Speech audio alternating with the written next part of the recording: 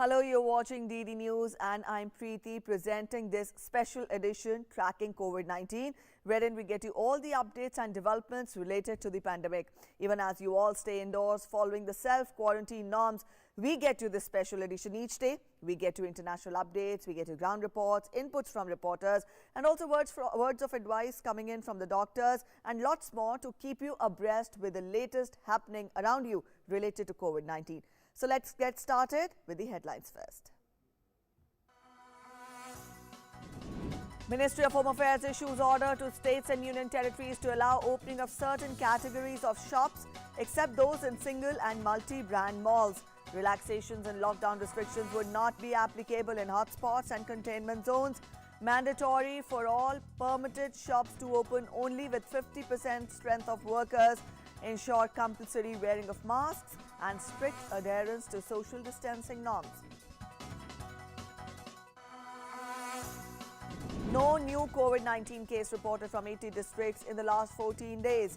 NCDC says COVID growth rate reduced due to timely lockdown. 9.45 lakh people put on disease surveillance system.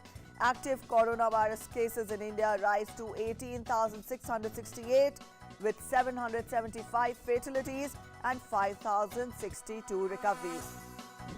Results of limited trials of plasma therapy begin showing positive results in selected hospitals across India.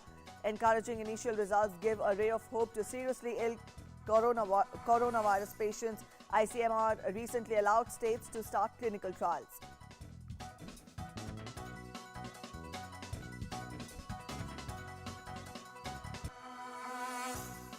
Global cases of COVID-19 continue to spiral up with nearly 27.9 lakh confirmed cases and 1.95 lakh deaths. WHO announces landmark collaboration to speed development of safe, effective drugs, tests and vaccines to prevent, diagnose and treat COVID-19. So those were the headlines. Up next, we'll take stock of the developments in India in our segment Ground Zero.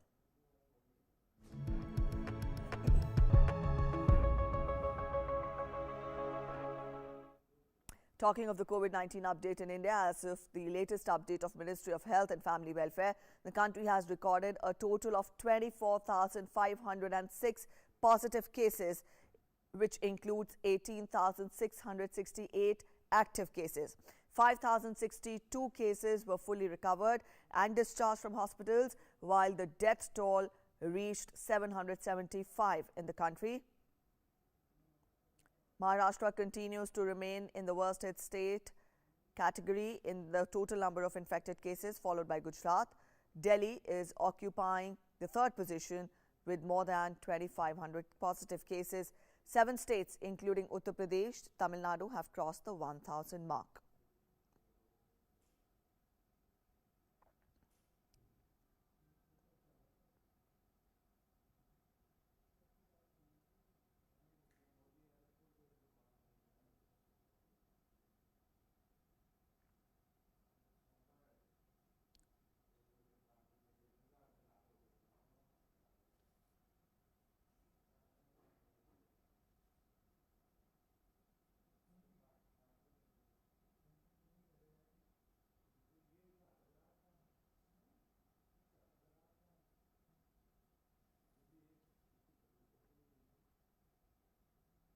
And when we talk of the state-wise breakup of the COVID-19 outbreak in the country, we will get you the state-wise breakup as well.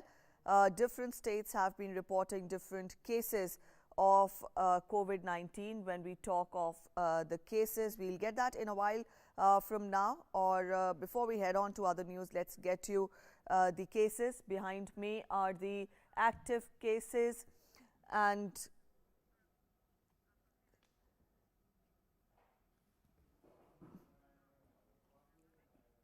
here on your screens, we have the map which talks of the state-wise breakup. The first state we see is Maharashtra.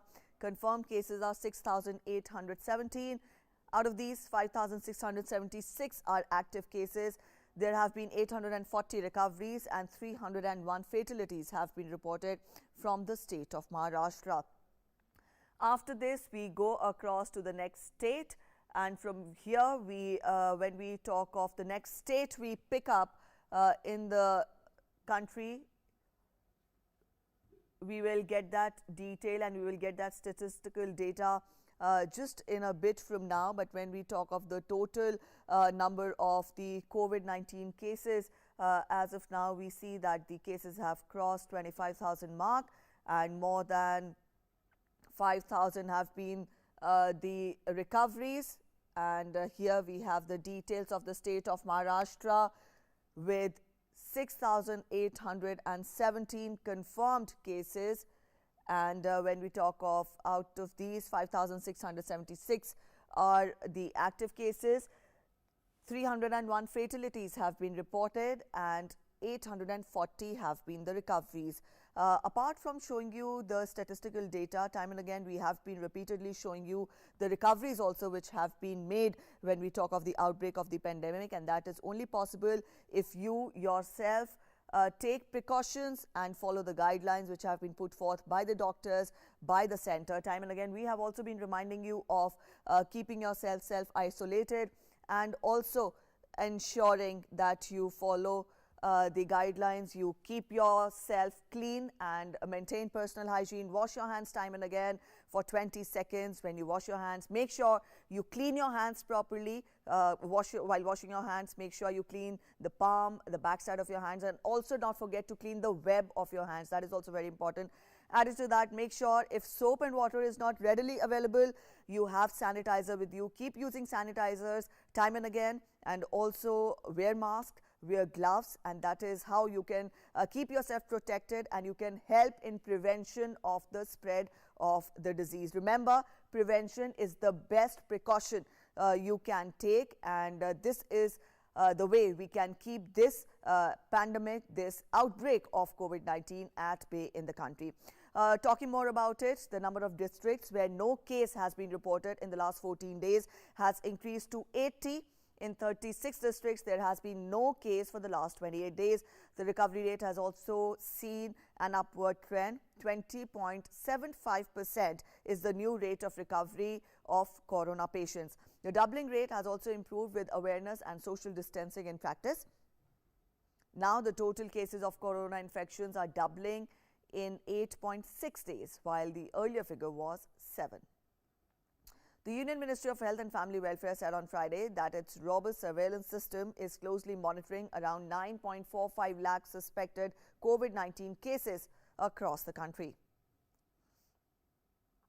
And the Ministry of Home Affairs has eased down the lockdown restriction further. In a revised guideline issued by the ministry on virus-infected countrywide lockdown, it has allowed opening of all shops in residential complexes and market complexes, except shops in multi-brand and single-brand malls outside the limit of municipal corporations and also municipalities with 50% strength of the workers with wearing of masks. However, the ease down will not be applicable to the containment regions of the country. And up next, we look at some reports that inspire hope and positivity in these difficult times. Every day, we get you some reports which have that feel-good factor attached to them.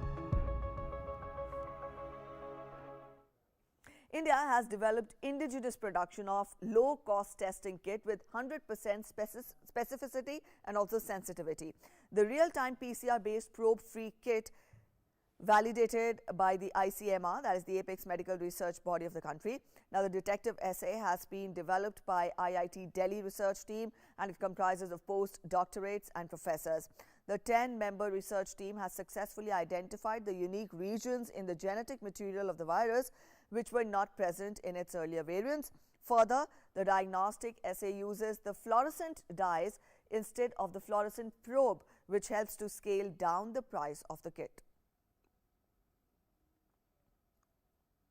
ये सबसे बड़ा innovation है क्योंकि इससे ना cost of detection बहुत कम हो जाएगा। आप 300 रुपीज़ 400 रुपीज़ में अगर किसी को टेस्ट कर पाएंगे तो आप उसको स्केल अप कर पाएंगे, आप बहुत सारे लोगों को टेस्ट कर पाएंगे। अब इवन IITs में भी, एकेडमिक इंस्टीट्यूशंस में भी हम यही सोच रहे हैं कि जब स्टूडेंट्स वापस आना चालू करेंगे उनको टेस्टिंग प्रोटोकॉल्स चाहिए, उनको टेस्टिंग करने का बहुत ज़रूरी है। So I think with this sort of low cost technologies Now we can start testing more people. For all the other ICMR approved technologies, they use a fluorescent probe. So we are trying to eliminate that chemistry because of two reasons. One, the fluorescent probe is an expensive component. Second, it's in short supply or demand right now. So what we did was we tried to do an alternative chemistry which does not need a fluorescent probe. At this difficult time, the Corona warriors are getting active and unprecedented support from some individuals who are not only contributing in the ongoing fight against COVID-19, but are also setting examples for others to follow. In one such inspiring example, Hostel Girls in Jammu is making masks for the frontline workers. The girls of all ages are working tirelessly to make masks in large quantities so that the masks can be distributed to those who are working to keep us safe. And also, Chandigarh Police has taken a unique initiative. A health team has been formed by Chandigarh Police to take care of the health of police personnel at their posts and also conduct a preliminary check on their health. The health team of the paramedics, along with sub-inspector, is checking up about 100 to 150 policemen posted at various posts. This health team is connected to the doctors of the police hospitals through tabs for consultation if needed. Now, the doctors of the health team may prescribe medicines to the police personnel or advise them rest. Also, police personnel can call the hospital for any further investigation. It is indeed a great initiative to boost the morale of police personnel who are doing long hours duties to fight COVID-19. जो कि सिपाही हमारे आ नहीं सकते बाहर वहाँ से अपनी जगह छोड़ के, तो हमने टेलीमेडिक्स भी शुरू कराया है ताकि वो थ्रू डिजिटल मीडिया डॉक्टर्स को हमारे हॉस्पिटल्स में कंसल्ट कर सकें और यदि उनको सिम्टम्स हैं तो उसको वो ठीक करवा पाएं अपनी दवाई लेके. At least they will have some access to the doctor. And migrant laborers and homeless have been the worst affected due to the ongoing COVID-19 lockdown. To ensure migrant laborers and homeless people earn living after the lockdown, Nagpur Municipal Corporation has taken a unique initiative. The authorities are imparting skill-based training where stitching is being taught to women while men learn technical works including making solar pumps. And when people are counting days for the lockdown to get over, here is someone who seems to be enjoying the lockdown days and is not fearing police stopping him from roaming freely around on streets, violating all guidelines. Now, Padayappa, the elephant. The people of Munnar region have nicknamed the elephant after Rajinikanth's starrer movie Padayappa. Keeping their love for the Kollywood star alive, the elephant Padayappa is also not getting involved in much mischief of late. Rather, he seems to be enjoying walking on the empty streets of Munnar, stopping at times near the plantain farming to have plantain leaves and bananas. Now, though people feared the tusker initially, he has now become a regular visitor and people call out his name aloud from distance as well. All right, up next, we'll scan through the developments from across the world in our segment World Wrap.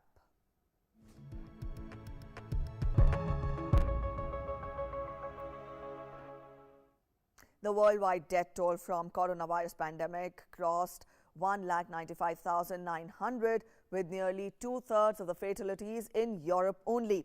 A total of 1,95,920 people have died and 27,90,986 people have been infected since the virus emerged in China in December. The country with the most deaths is United States with 51,017 deaths, followed by Italy with 25,969 deaths. The death toll in Spain stands at 22,524. In France, 22,245 deaths were reported, and in Britain, 19,506 deaths were reported.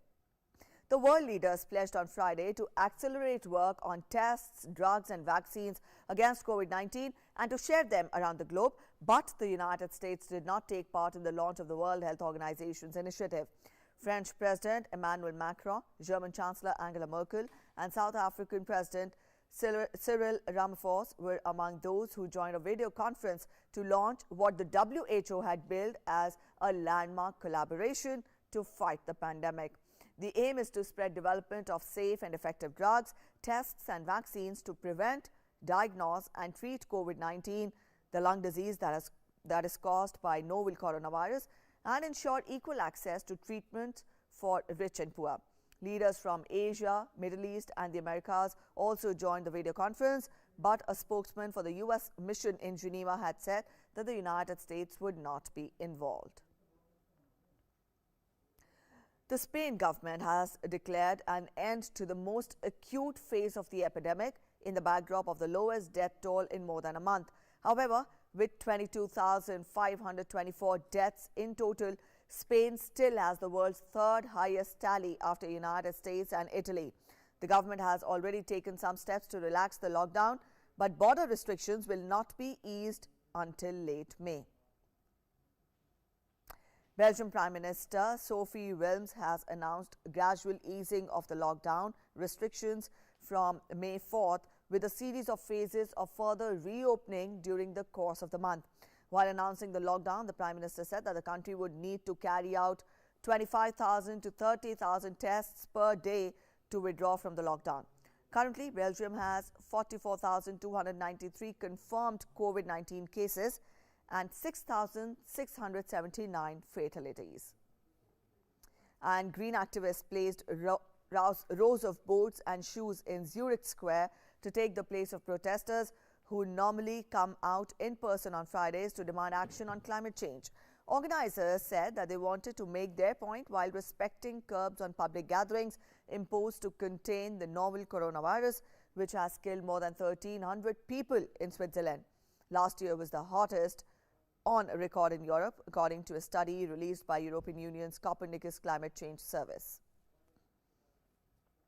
In Argentina, inmates at a prison in Buenos Aires set fire to mattresses and protested on the roof of the jail. They are demanding the release of inmates at greater risk of contracting the coronavirus. "We refuse to die in prison," a banner hanging from the side of the jail read.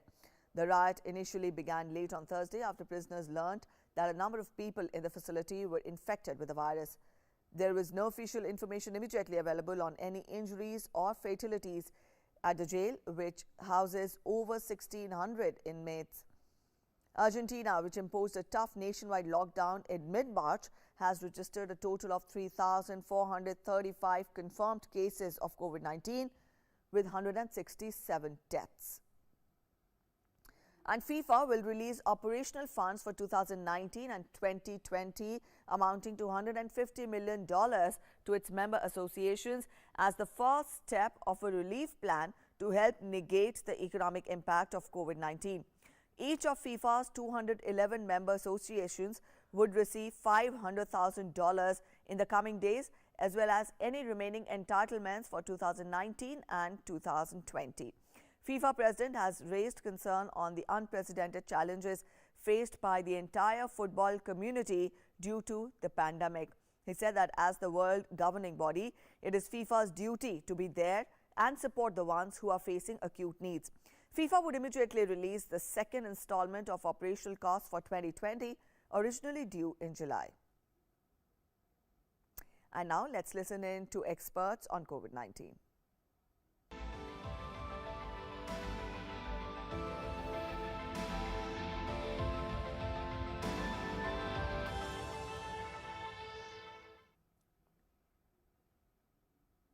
As far as immunity to coronavirus is concerned, we do not know as of now how long the immunity is going to last. Definitely, IgM antibodies develop around the 7th or 8th day following infection, and they are replaced by IgG antibodies around the 14th to 15th day. In fact, this is the basis of plasma therapy which we are given, that is preformed antibodies.